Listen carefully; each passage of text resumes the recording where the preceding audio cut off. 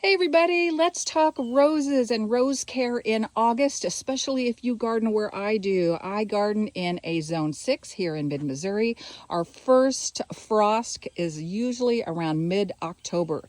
So here we are mid to late August, and it is time for me to do a final cutback, a hard prune on my rose bushes, and my final feeding. So I use this wonderful rose tone rose fertilizer from Espoma. It's a nice organic.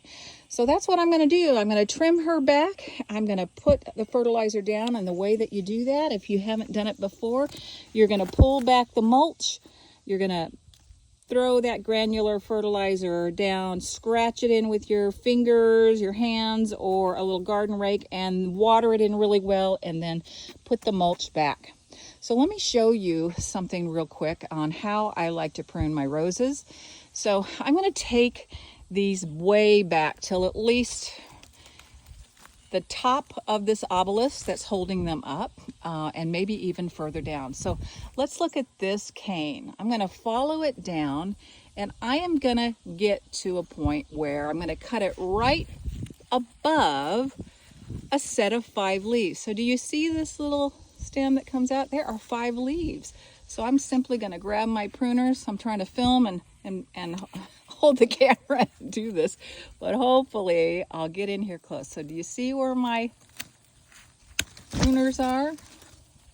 All right, so that's it. I made the cut right above that. That's a helpful hint on any time you cut back roses, where's a really good place to make your cut. All right, so I'm going to put that in there. So I've got quite a bit to do on Gertrude and Jekyll, and if I go over here, I've got another one, and then I have more roses around here. So I'm going to basically do the same thing to all of the roses, whether they're climbers or more shrub type roses. The other thing, Gertrude doesn't look so great, does she?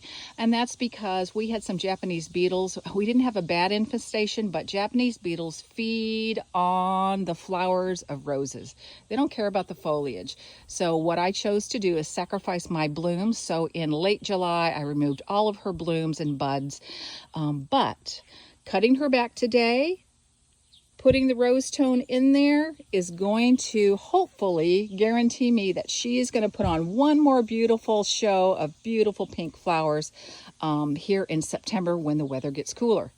All right, everybody, it's August, it's hot. We're all getting tired, but there are some chores that have to be done, and I wish you guys happy gardening.